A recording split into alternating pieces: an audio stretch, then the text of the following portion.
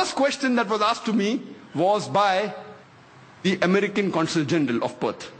And the first question he asked me, Dr. Naik, do you consider Osama bin Laden to be a terrorist? And I told him, as far as Osama bin Laden is concerned, I don't know. I haven't met him. I haven't interrogated him. He is neither my friend, neither is my enemy. I cannot give the answer based on the news reports of BBC and CNN. If you want the answer based on BBC and CNN, you have no option but to say he's a terrorist. But the Quran says in Surah Hujurat, chapter number 49, verse number 6, that whenever you get information, check it up before you pass it on to the second person. Osama bin Laden is concerned, I cannot say whether he's a terrorist or not.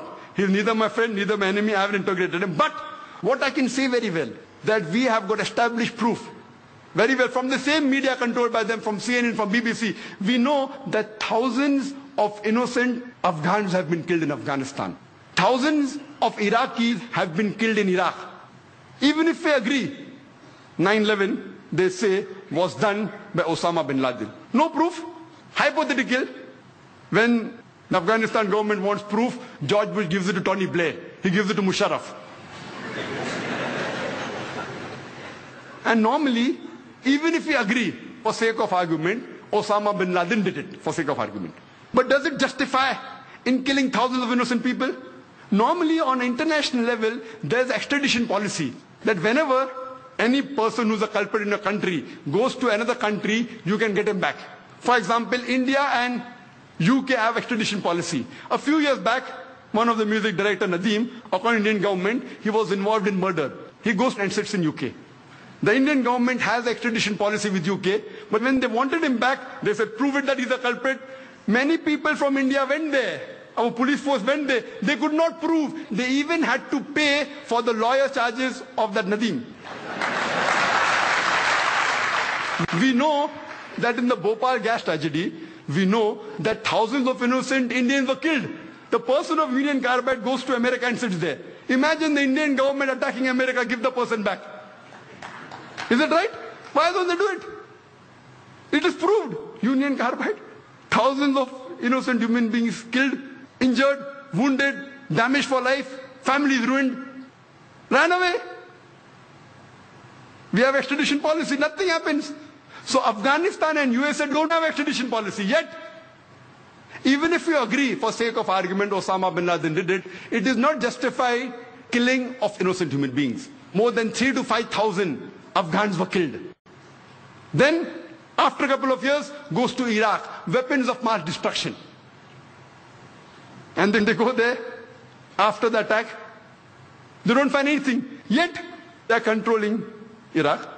What is the cause? What is the reason? And people in Iraq are more troubled. They were troubled with Saddam Hussein. He was not a good Muslim. He was not a practicing Muslim. I'm not in favor of Saddam Hussein. But the trouble they are facing after America has come to Iraq is multiple times more. More people are being robbed. More people are being raped. The main purpose is what? Is oil. It's an open secret.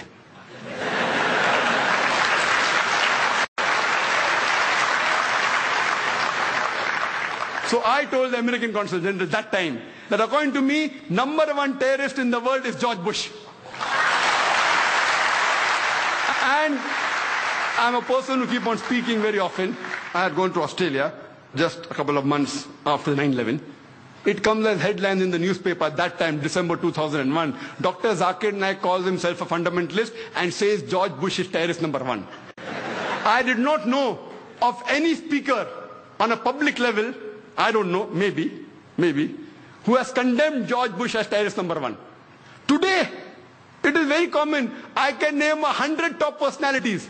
And we know that Honorable Justice Hosbet, I didn't know that even he considered, rightly he's an honest judge, and I agree with that. I don't know when is the first time he said, I don't want to compete with him, he's more senior to me. I don't know when is the first time he said that. But now when we read records, we come to know that the president of Venezuela, Hugo Chavez, he said that the biggest terrorist in the world is George Bush. The president-elect of Bolivia, Evo Morales, he said that George Bush is a terrorist. The famous singer and activist of America, Harry Belafonte, he said the biggest terrorist in the world is George Bush.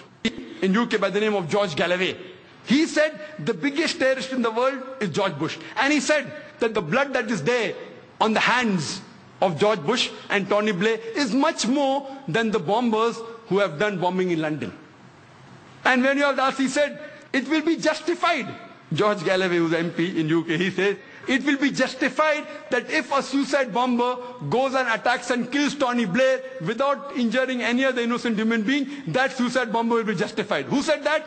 George Galloway.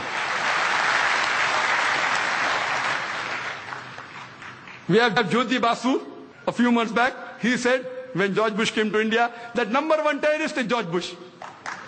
Everyone says that, but the Indian government wants to invite him. For what? So that we learn the art of terrorism? Recently, a couple of days back, it was a news article in the newspapers that the Nobel Prize winner Betty Williams, she said that she would love to kill George Bush.